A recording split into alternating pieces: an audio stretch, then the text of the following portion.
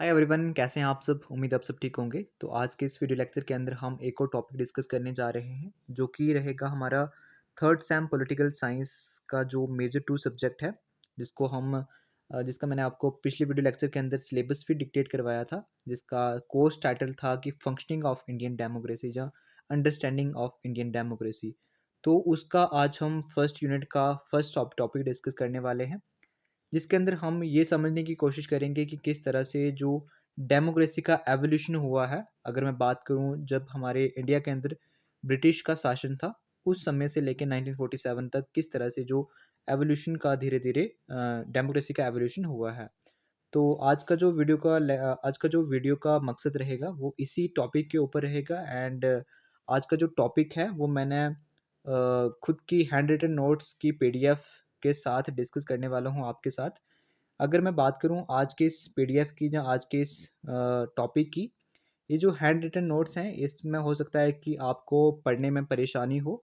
तो उसी के लिए मैंने क्या किया है कि जैसा यहाँ पे लिखा गया है वैसा एक डिजिटल फॉर्मेट के अंदर एक पीडीएफ को कन्वर्ट कर दिया है, उसके थ्रू मैं आपको डिक्टेट करवाने वाला हूँ। तो चलिए अपनी जो सेकंड पीडीएफ है उसको ओपन कर लेते हैं, लेकिन उससे पहले मैं आपको ये जो लिखा हुआ है हैंड रिटन, इसको मैं आपको बता दूं ताकि आप इसका स्क्रीनशॉट ले सकते हैं, जो कि आपको हेल्प करेगा अपने एग्जाम के अंदर सेम टू सेम लिखने के लिए। तो आप यहाँ से नोट डाउन कर सकते हो। अगर आपके लिए यहाँ पे स्पीड ज़्यादा दिख रही है तो आप इसकी स्पीड कम करके और स्क्रीनशॉट्स ले सकते हो या नोट डाउन कर सकते हो। तो इसके एटलीस्ट 4 पेजेस रहेंगे। 4 पेजेस के अंदर पूरे वर्ड लिमिट के अंदर मैंने इसको डिफाइन किया है अप्रॉक्सीमेटली 700 वर्ड्स, जो कि 12 मार्क्स के क्वेश्चन या 15 मार्क्स के क्वेश्चन के लिए सफिशिएंट होता है। तो यहाँ तक हमारे यहाँ पे आ गया हमारा फिफ्थ पॉइंट, एंड उसके बाद इसका हम कंक्लूजन देके इस क्वेश्चन को एंड कर देते हैं। तो यहाँ तक हमारा ये जो क्वेश्चन है, सब टॉपिक है, ये कंप्लीट होता है। एंड उसके बाद अगर मैं सेकंड पीडीएफ की बात करूँ जो कि डिजिटली कन्वर्टेड पीडीएफ है, उसको हम डिस्कस करने वाले हैं यहाँ पे। और यहीं से हमारा जो मेन क्वेश्चन है वो स्टार्ट होता है कि किस तरह से जो डेमोक्रेसी का एवोल्यूशन हुआ है उसको हम कॉलोनियल पर्सपेक्टिव के अंदर समझने की कोशिश करेंगे कि मतलब कि जब ब्रिटिश का रूल इंडिया के अंदर हुआ करता था, उस समय पे किस तरह से डेमोक्रेसी का एवोल्यूशन हुआ है हमारे भारत देश के अंदर। अगर मैं इस टॉपिक को डिस्कस करने की बात करूँ तो आपको इस टॉपिक को स्टार्ट किस तरह से करना है। अगर आपको एग्जाम के अंदर आ जाता है तो आपने इसको पहले डेमोक्रेसी से डिफाइन करने की कोशिश करना है कि डेमोक्रेसी होती क्या है, ठीक है, क्योंकि डेमोक्रेसी के बारे में ही तो पूछ रहा है कि एवोल्यूशन किस तरह से हुआ है डेमोक्रेसी का। तो डेमोक्रेसी एक ऐसा सिस्टम ऑफ गवर्नेंस है इसके अंदर क्या होता है कि पावर जो है वो अल्टीमेटली किन लोगों के पास होती है, लोगों के पास होती है, मतलब जो आम लोग होते हैं, जनता होती है, उनके पास हमें देखने को मिलती है। और ये जो लोग हैं ये अपनी पावर को क्या करते हैं, डायरेक्टली एक्सरसाइज करते हैं या तो अपने इलेक्टेड रिप्रेजेंटेटिव के थ्रू, मतलब इनडायरेक्टली क्या करते हैं, अपनी पावर को इंजॉय करते हैं, एक्सरसाइज करते हैं। आपने सुना होगा कि हमारी जो इंडिया के अंदर डेमोक्रेसी चलती है तो उसके अंदर हमें इनडायरेक्ट डेमोक्रेसी देखने को मिलती है। इनडायरेक्ट डेमोक्रेसी का मतलब है कि हम क्या कर रहे हैं, अपने इलेक्टेड रिप्रेजेंटेटिव के थ्रू अपनी पावर्स को इंजॉय कर रहे हैं। And however in colonized countries like India, democracy has neither granted easily nor fully practiced। तो मतलब अगर मैं बात करूं, जबकि जो हमारी कॉलोनलाइज्ड कंट्रीज थी, जैसे अगर इंडिया की बात करूं तो वो एक कॉलोनलाइज्ड कंट्री रही है ब्रिटिश रूल के अंदर। तो उसके अंदर क्या होता था कि डेमोक्रेसी को कभी भी इजीली हमें देखने को नहीं मिली है, और ना ही हमारे इंडिया के अंदर, इंडिया जैसे कॉलोनलाइज्ड देश के अंदर प्रैक्टिस हुई है अच्छी तरीके से democracy. And the evolution of democracy in such region must be understood through the lens of origin, domination and resistance movements and the gradual constitution development under colonial pressure. तो मतलब अगर हम एवोल्यूशन को समझने की कोशिश करें, जो इंडिया के अंदर डेमोक्रेसी का एवोल्यूशन हुआ, उसको हम फॉरेन डोमिनेशन के ज़रिए से ही देखने की कोशिश करेंगे। मतलब कि किस तरह से जो फॉरेन लोग थे, जो बाहर के लोग थे, जो फॉरेन कंट्री के, जैसे मैं ब्रिटिशर की बात करूँ, वो किस तरह से हमारी डेमोक्रेसी को देखते थे और उनका क्या रोल रहा है, उसी के थ्रू हमें समझने को मिलती है डेमोक्रेसी। मतलब जो उन्होंने लिखा है हमारी इंडिया की डेमोक्रेसी के प्रति, जो उन्होंने टेक्स्ट लिखे हैं, जो उन्होंने बुक्स लिखी हैं, जो उन्होंने न्यूज़पेपर वगैरह लिखे होंगे, उसी के थ्रू ही हमें समझने को मिलेगा कि किस तरह से हमारे इंडिया के अंदर डेमोक्रेसी होती थी, और कोई सोर्सेस हमें यहाँ पे नहीं देखने को मिलते हैं। एंड उसके बाद क्या था कि the answer is explore how democracy look and root evolve into, under इसको आप मेंशन नहीं कर सकते हो अगर आप नहीं करना चाहो तो। उसके बाद जो हमारा मेन सब टॉपिक, जहाँ मेन जो क्वेश्चन का डोमेन है वो स्टार्ट होगा कि किस तरह से जो कॉलोनियल रूल के अंदर डेमोक्रेटिक राइट्स का डिनाइल हुआ। तो ये आप मेंशन करोगे स्टार्टिंग के अंदर, जो बॉडी आपकी रहेगी इस क्वेश्चन की। तो यहाँ पे लिखोगे कि कॉलोनियलिज्म क्या होगा, कि कॉलोनियलिज्म जो है वो बाय नेचर ही अनडेमोक्रेटिक है। ठीक है, अनडेमोक्रेटिक का मतलब क्या होता है कि जहाँ पे डेमोक्रेटिक प्रिंसिपल्स की रिस्पेक्ट नहीं की जाती है, फ्री एंड फेयर इलेक्शंस नहीं होती है, रिप्रेजेंटेशन नहीं होती है, लोगों की पार्टिसिपेशन नहीं होती है गवर्नेंस के अंदर, उसके बाद ट्रांसपेरेंट तरीके से सिस्टम वर्क नहीं करता है। ठीक है, तो वो सारी चीज़ें को क्या हो गई, डेमोक्रेटिक हो गई, और अनडेमोक्रेटिक मतलब इसका उल्टा। ठीक है, कि कॉलोनियलिज्म के अंदर क्या होता है कि जो चीज़ें डेमोक्रेसी में प्रैक्टिस होती हैं वो यहाँ पे प्रैक्टिस नहीं होती हैं, ये अनडेमोक्रेटिक नेचर है। ठीक है, अनडेमोक्रेटिक ही नेचर है क्या, colonialism. And the British in India ruled with the aim of extracting the resources and maintaining control. जो ब्रिटिश इंडिया के ऊपर रूल कर रहे थे, उनका सिर्फ एक ही मकसद था कि हम किस तरह से इंडिया के अंदर जो रिसोर्सेज हैं उनको एक्सट्रैक्ट करें और उनके ऊपर कंट्रोल बनाए रखें। And Indians were treated as subject not as citizens with rights और पार्टिसिपेशन इन गवर्नेंस। तो इंडियंस जो थे उनको सिर्फ एज अ सब्जेक्ट की तरह ट्रीट किया जाता था, उनको एज ए ह्यूमन माना ही नहीं जाता था, ना ही उनको सिटीजन्स माना जाता था, क्योंकि सिटीजन्स उनको कहा जाता है जिनको आप राइट्स देते हो, जिनको आप पार्टिसिपेशन के लिए बोलते हो कि आप भी गवर्नेंस के अंदर पार्टिसिपेट करो, अपना वोट एक्सरसाइज करो, अपने इलेक्टेड रिप्रेजेंटेटिव्स को चुनो। तो वो सारी चीज़ें कॉलोनियल रूल के अंदर हमें नहीं देखने को मिलती है, और इससे हमें देखने को मिलता है कि जितने भी डेमोक्रेटिक राइट्स थे उनका हमें डिनाइल होता हुआ देखने को मिलता है। और जैसे अगर मैं एवोल्यूशन की बात करूँ तो बहुत सारे अर्ली लॉज आए, जैसे मैं रेगुलेटिंग एक्ट ऑफ 1773 की बात करूँ, और जो पिट्स इंडिया एक्ट था 1784 का, इसने क्या किया कि created administrative structure but gave no role to the Indians. इसने ये जो दो एक्ट्स आए, रेगुलेटिंग एक्ट जब पिट्स इंडिया एक्ट हो गया, इन्होंने क्या किया कि एडमिनिस्ट्रेटिव स्ट्रक्चर को बनाया, लेकिन उसके अंदर जो इंडियंस थे उनको कोई भी रोल नहीं दिया। अगर मैं पर्टिकुलरली रेगुलेटिंग एक्ट ऑफ 1773 की बात करूं, तो इसके अंदर क्या हुआ था कि जो गवर्नर था बंगाल का, उसको governor general of Bengal declare कर दिया गया। इसके अंदर जो रेगुलेटिंग एक्ट ऑफ 1773 था, इसके अंदर क्या किया कि एक एग्जीक्यूटिव काउंसिल क्रिएट की गई, जो कि क्या करेगी, जो गवर्नर जनरल ऑफ बंगाल होगा उसको असिस्ट करेगी, और इसके अंदर मेरे ख्याल से कुछ 4 मेंबर या कुछ ऐसे थे, but I am not sure.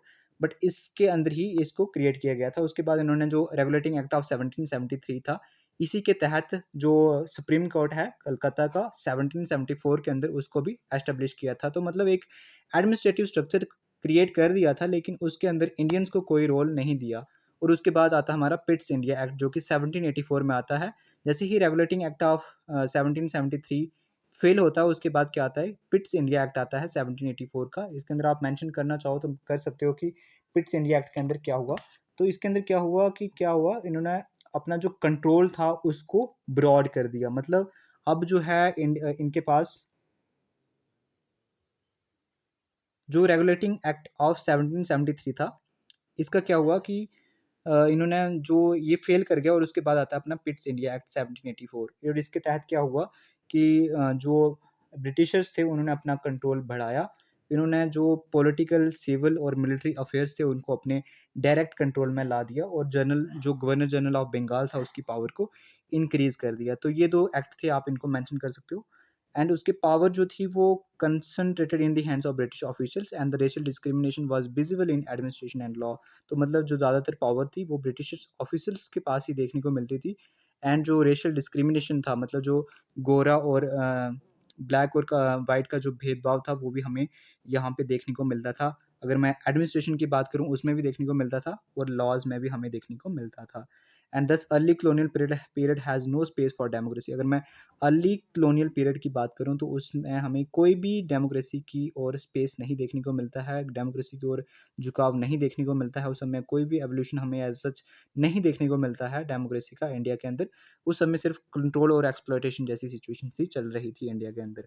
उसके बाद जो सेकंड पॉइंट आता है वो आता है कि seeds of democratic awareness under colonialism, कि किस तरह से जो बीज थे डेमोक्रेटिक अवेयरनेस के, वो कॉलोनियलिज्म के अंदर जमा हो गए, जहाँ कैसे उगाए गए, जहाँ उग गए। ठीक है, उसके बाद आयरॉनिकली अगर मैं बात करूँ, the same colonial rule introduce tool that later help in building the democratic consciousness. तो ये बात बहुत ही हैरान करने वाली है कि जो कॉलोनियल रूल इंडिया के अंदर चल रहा था, उसकी वजह से क्या हुआ कि कुछ ऐसे डेमोक्रेटिक टूल्स इंट्रोड्यूस किए गए उन लोगों के द्वारा, किनके द्वारा, जो ब्रिटिशर्स थे, जिन्होंने बाद में डेमोक्रेटिक कॉन्शियसनेस को बिल्ड करने में मदद की। ठीक है, मतलब कुछ ऐसी चीज़ें उन ब्रिटिशर्स के द्वारा इम्प्लीमेंट की गई इंडिया के अंदर, जिसकी वजह से हमें लेटर टाइम के अंदर डेमोक्रेटिक इंस्टीट्यूशन को बिल्ड करने में या डेमोक्रेटिक एवोल्यूशन में हेल्प मिली। एंड जो जैसे अगर मैं बात करूँ एग्जाम्पल की, तो इंग्लिश एजुकेशन सिस्टम जो था, जो ब्रिटिशर्स के द्वारा इंट्रोड्यूस किया गया था, इसके तहत क्या हुआ कि जो इंडियंस थे उनको कुछ लिबरल आइडियाज़ के प्रति जागरूकता मिली। जैसे मैं फ्रीडम की बात करूँ, इक्वलिटी की बात करूँ, राइट्स की बात करूँ या रिप्रेजेंटेटिव गवर्नमेंट की बात करूँ, तो ये सारे थ्रू किसके थ्रू हुआ, जो उन्होंने इंडियन इंग्लिश एजुकेशन सिस्टम को इंडिया के अंदर इंट्रोड्यूस किया। और ये जो आइडियाज़ थे वेस्टर्न थिंकर्स के उन्होंने पढ़ा इंडियंस ने, जैसे लॉ की बात करूँ, मिल की बात करूँ, रूसो की बात करूँ, तो इनके जो आइडियाज़ थे उन्होंने बहुत ही इन्फ्लुएंस किया हमारे इंडियन पीपल्स को।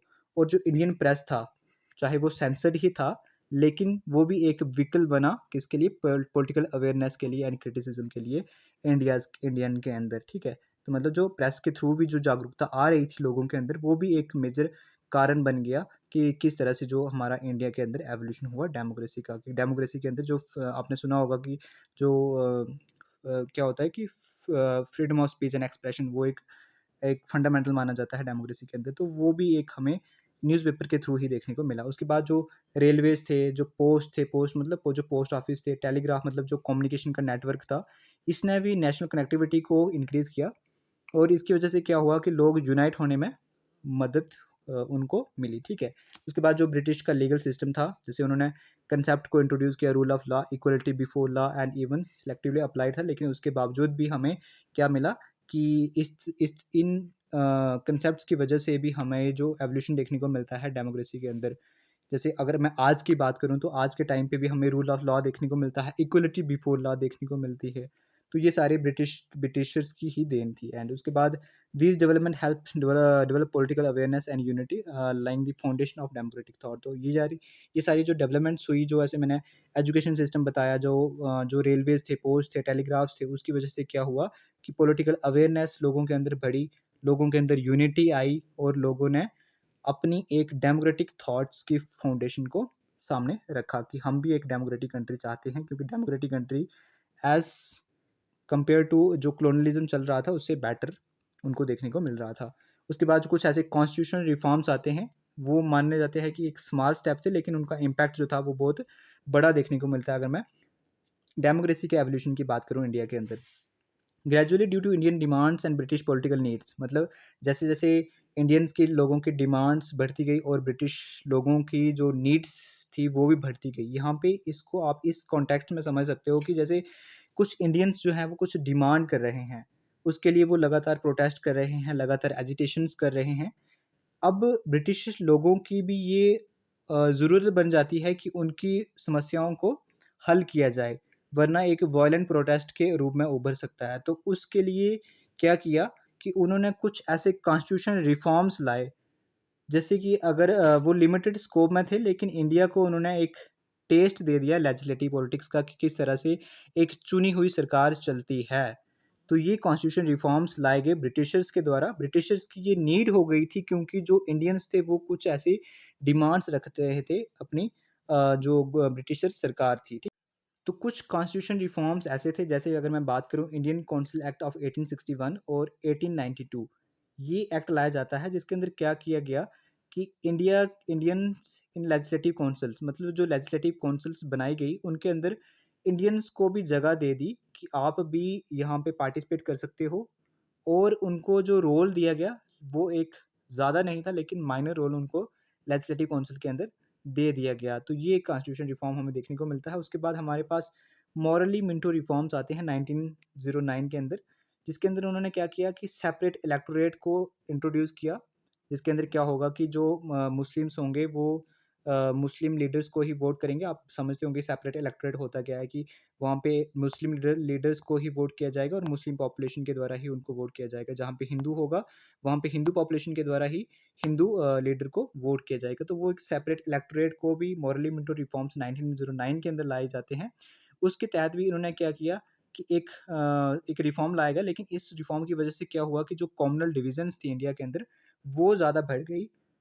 बट ये हमें देखने को मिला कि कुछ इंडियंस को उन्होंने एटलीस्ट वोट करने का तो अधिकार दिया, उनको अलो तो किया कि वो आप वोट कर सकते हो। उसके बाद मोंटेग्यू कैल्मसफोर्ड रिफॉर्म्स आते हैं 1909, जिसको हम गवर्नमेंट ऑफ इंडिया एक्ट 1919 भी कहते हैं, जिसके अंदर क्या किया कि brought directly at the provincial level and giving dividing power between the elected Indian ministers and the British officers. यहाँ पे आप वर्ड समझो कि जो डायरेक्टली लिखा हुआ है, तो डायरेक्टली क्या हुआ कि उसके अंदर आपने क्या किया कि पावर्स को डिवाइड कर दिया।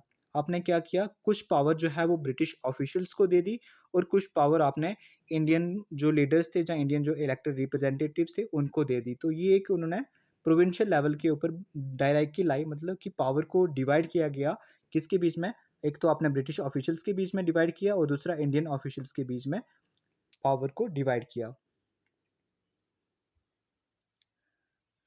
उसके बाद क्या होता है कि जो गवर्नमेंट ऑफ इंडिया एक्ट 1935 आता है, ये एक सिग्निफिकेंट स्टेप माना जाता है कि जिसके अंदर क्या किया गया कि प्रोविंशियल ऑटोनॉमी को ग्रांट किया गया and set a foundation of federalism through दो स्टिल अंडर ब्रिटिश सुपरविजन। तो मतलब कि ये जो गवर्नमेंट ऑफ इंडिया एक्ट 1935 था, ये बहुत ही महत्वपूर्ण स्टेप माना जाता है उनका, ब्रिटिश गवर्नमेंट का। इसके अंदर उन्होंने प्रोविंशियल ऑटोनॉमी दे दी, मतलब कि जो अलग अलग प्रिंसली स्टेट्स थी, जैसे मैं प्रोविंशियल ऑटोनॉमी की बात करूँ, जैसे प्रोविंशियल हमारा बॉम्बे प्रेसिडेंसी हो गई, या मद्रास प्रेसिडेंसी हो गई, या पंजाब हो गया, उनको क्या किया कि थोड़ी बहुत ऑटोनॉमी दे दी और उन्होंने फेडरलिज्म की फाउंडेशन को सेटअप किया। फेडरलिज्म की फाउंडेशन का मतलब ये था कि हम क्या करेंगे कि थोड़ी बहुत पावर्स जो है वो इन प्रोविंसेस को भी दे देंगे, लेकिन ज़्यादातर पावर क्या रही, ब्रिटिश गवर्नमेंट के पास ही रही। मतलब फिर भी इन्होंने प्रोविंशियल ऑटोनॉमी देने के बावजूद भी जो जितनी भी इनकी पावर्स होंगी वो फिर भी इनके अंदर रहेंगी, ब्रिटिश सुपरविजन के अंदर रहेंगी। तो ये हमें चीज़ देखने को मिली गवर्नमेंट ऑफ इंडिया एक्ट के थ्रू। मतलब सिंपल समझने की कोशिश करो कि इन्होंने प्रोविंशियल ऑटोनॉमी दी, मतलब कि जो प्रोविंसेस थे उनके लीडर्स को इन्होंने ऑटोनॉमी दी, लेकिन ऑटोनॉमी दी इतनी नहीं दी कि वो ब्रिटिश सुपरविजन के बाहर चले जाएं। उन्होंने उनको अपने अंडर ही रखने की कोशिश की। And these reforms were not democratic but in spirit अगर हम बात करें तो इंडिया के लीडर्स को उन्होंने ट्रेन कर दिया कि किस तरह से लेजिस्लेटिव फंक्शनिंग होती है। ठीक है, उसके बाद कुछ जो अगला पॉइंट आता है हमारा, वो आता है फ्रीडम स्ट्रगल की, किस तरह से जो फ्रीडम स्ट्रगल्स हुई, उन्होंने किस तरह से डेमोक्रेटिक एवोल्यूशन का ग्राउंड को सेटअप किया। तो मतलब जो रियल एवोल्यूशन है डेमोक्रेसी का, वो हमारे इंडियन नेशनल मूवमेंट्स के थ्रू ही हमें देखने को मिलता है, जिन्होंने सिर्फ पॉलिटिकल फ्रीडम्स को ही डिमांड नहीं किया, बल्कि उन्होंने सेल्फ रूल और बेस्ड ऑन डेमोक्रेटिक वैल्यू उसको डिमांड किया। सेल्फ रूल मतलब स्वराज चाहिए हमें, हम खुद रूल कर सकते हैं, we are capable to rule our self. तो ये सारी चीज़ें जो है वो हमें इंडियन नेशनल मूवमेंट्स के दौरान देखने को मिलती है। अगर मैं इंडियन नेशनल कांग्रेस की बात करूं, तो उन्होंने डिमांड किया कि हम चाहते हैं रिफॉर्म्स लाओ, लेकिन ग्रेजुअली लेड मास मूवमेंट्स। मतलब जो इंडियन नेशनल कांग्रेस थी, आपने सुना होगा कि ए.ओ. ह्यूम के द्वारा फॉर्म की गई थी वो 1885 के अंदर। इन्होंने डिमांड्स करना शुरू कर दी कि हमें रिफॉर्म चाहिए, जो आपने सिस्टम लगाया हुआ है, जो गवर्नेंस का सिस्टम है उसके अंदर रिफॉर्म चाहिए। और इन रिफॉर्म्स की जो डिमांड्स थी उसकी वजह से क्या होता है कि ये एक मास मूवमेंट्स में बदल जाती हैं इनकी डिमांड्स। उसके बाद कुछ ऐसी मूवमेंट्स आती हैं, जैसे मैं नॉन कॉपरेशन मूवमेंट की बात करूं कि आप क्या करोगे कि नॉन कॉपरेशन करोगे ब्रिटिश गवर्नमेंट के साथ। सिविल डिसोबीडियंस मूवमेंट आ गई, क्विट इंडिया मूवमेंट्स आ गई, जिसके अंदर डू और डाई का स्लोगन लगाया गया था इनके द्वारा। And awaken the masses and increase the political participation. जो सिविल डिसोबीडियंस मूवमेंट थी, ये जो अपना क्या नाम था, वो अमृतसर कांड हुआ था, उसके बाद ये मूवमेंट लॉन्च की गई थी किनके द्वारा, अपने नॉन कॉपरेशन लॉन्च की गई थी, मतलब अमृतसर कांड के बाद जो 1914 में हुआ था। तो इसके अंदर क्या किया गया कि जैसे मैंने आपने सुना होगा कि जो गांधी के द्वारा साल्ट मार्च लॉन्च की गई थी, जिसके अंदर उन्होंने कहा कि हम जो ब्रिटिशर्स के द्वारा बनाया गया साल्ट हाउस को यूज़ नहीं करेंगे, खुद का साल्ट डेवलप करेंगे। तो उसकी वजह से बहुत सारी लोगों ने पार्टिसिपेशन इसके अंदर की, और उसकी वजह से एक मास पॉलिटिकल अवेकनिंग जो है वो लोगों के अंदर जागरूक होती हुई देखने को मिली। And the freedom struggle promoted values of equality, secularism, justice and created inclusive platform for the women, Dalit, peasants and workers. तो जो फ्रीडम स्ट्रगल्स थी, जैसे ये सारी मैंने आपको बताई, जो कॉपरेशन मूवमेंट्स चली, जो नॉन कॉपरेशन मूवमेंट्स चली, इन सब की वजह से क्या हुआ कि लोगों के बीच में जो वैल्यूज थी उनको प्रमोट किया गया, प्रमोट हो गई। जैसे इक्वलिटी की बात करूँ तो लोगों के बीच में इक्वलिटी का जो एलिमेंट था वो जागरूक हो गया। सेकुलरिज़्म जैसे एलिमेंट्स जो है वो लोगों के बीच में जागरूक हो गए। जस्टिस वो चाहने लगे कि हमें अब जस्टिस चाहिए, जो अत्याचार हो रहे हैं, चाहे वो पॉलिटिकल हो, सोशल हो, उसके रिलेटेड हमें जस्टिस चाहिए।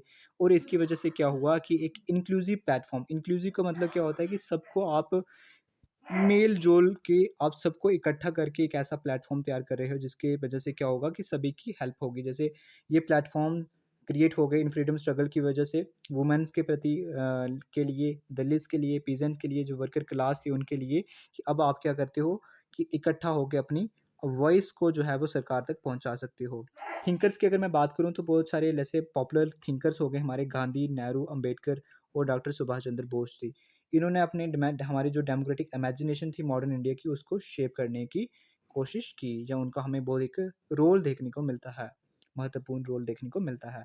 एंड दस colonial rule unintentionally created a training ground for democracy even while suppressing it। तो मतलब हम ये कह सकते हैं कि colonial रूल जो थे वो उन्होंने इंटेंशनली नहीं बल्कि अनइंटेंशनली, उनको पता नहीं चल रहा था, लेकिन उसके बावजूद भी जो उन्होंने चीज़ें की, उसकी वजह से क्या हुआ कि हमारे इंडिया के अंदर डेमोक्रेसी जे का एक ट्रेनिंग ग्राउंड, मतलब जहाँ पे डेमोक्रेसी प्रैक्टिस हो रही थी, वो क्रिएट हो गया। चाहे वो उसको सिप्रेस कर भी रहे थे, लेकिन उसके बावजूद भी एक ट्रेनिंग ग्राउंड जो है इंडिया के अंदर एस्टेब्लिश हो गया, जहाँ पे डेमोक्रेसी प्रैक्टिस हो रही थी। ठीक है। डेमोक्रेटिक लीगेसी आफ्टर इंडिपेंडेंस, जो कि डेमोक्रेटिक की लेगेसीज क्या है, मतलब कि जो ब्रिटिश रूल के अंदर जो चीज़ें रही, उसका हमें इंडिपेंडेंस के बाद क्या इम्पैक्ट देखने को मिलता है, कि मतलब कि जो ऐसी कौन सी चीज़ें थी जो आज भी हमें देखने को मिलती है आफ्टर इंडिपेंडेंस। तो इस पॉइंट का मतलब वो हो गया। डिस्पाइट इट्स अनडेमोक्रेटिक नेचर, मतलब जो ब्रिटिश रूल था, जो कॉलोनियल रूल था, वो अनडेमोक्रेटिक नेचर होने के बावजूद भी उन्होंने कुछ ऐसी इंस्टीट्यूशनल लीगेसी जहाँ पे इंडिया के अंदर लेफ्ट कर दी हैं। जैसे अगर मैं बात करूँ, उन्होंने डेमोक्रेसी को सपोर्ट किया आफ्टर इंडिपेंडेंस। कौन सी लीगेसीज़ जो उनकी द्वारा इंट्रोड्यूस किया गया, जो लेजिस्लेटिव प्रोसेसेस थे, उन्होंने क्या किया कि जो इंडिपेंडेंस के बाद डेमोक्रेसी के एलिमेंट को सपोर्ट किया। तो इससे हमें क्या देखने को मिलता है कि एक बहुत ही महत्वपूर्ण रोल उनका देखने को मिला। उसके बाद पार्लियामेंट्री सिस्टम की बात करें, जैसे जुडिशरी, सिविल सर्विसेज, जो रूल ऑफ लॉ, ये सारी चीज़ें कॉलोनियलिज्म के प्रति, जो कॉलोनियलिज्म रूल था इंडिया के अंदर उसके टाइम ही इंट्रोड्यूस की गई थी।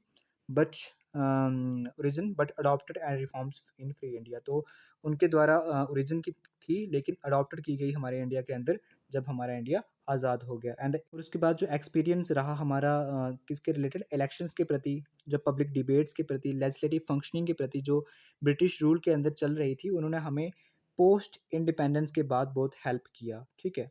And the constitution of India जो हमने 1950s के अंदर इनकॉर्पोरेट किया, जो हमने अपने आप को हमने दिया 1950s के अंदर, तो उसने भी बहुत सारी डेमोक्रेटिक वैल्यूज़ को इनकॉर्पोरेट किया। जैसे मैं बात करूँ अपनी लिबर्टी, इक्वलिटी, फ्रेटर्निटी, ये सारे आइडियल्स हमने अडॉप्ट किया। और एक्सपीरियंसेस फ्रॉम कॉलोनियल टाइम, जो कॉलोनियल टाइम्स के अंदर हमने एक्सपीरियंसेस किया था, जो हमने चीज़ें सीखी थी, उनको हमने अपने कॉन्स्टिट्यूशन के अंदर रिफॉर्म करके उनको अच्छे तरीके से इम्प्लीमेंट किया। एंड हमने यूनिवर्सल अडल्ट फ्रेंचाइज को ग्रांट किया।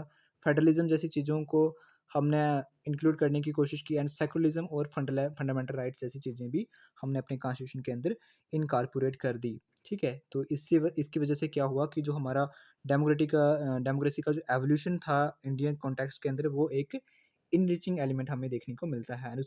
अगर मैं कंक्लूजन में अगर आप लिखना चाहो तो ये एक बहुत ही अच्छा इम्पैक्ट डालता है एग्जामिनर के ऊपर, जिसके अंदर आप ये मेंशन कर सकते हो कि जो एवोल्यूशन था डेमोक्रेसी का कॉलोनियल पर्सपेक्टिव से, वो बहुत ही कॉम्प्लेक्स था।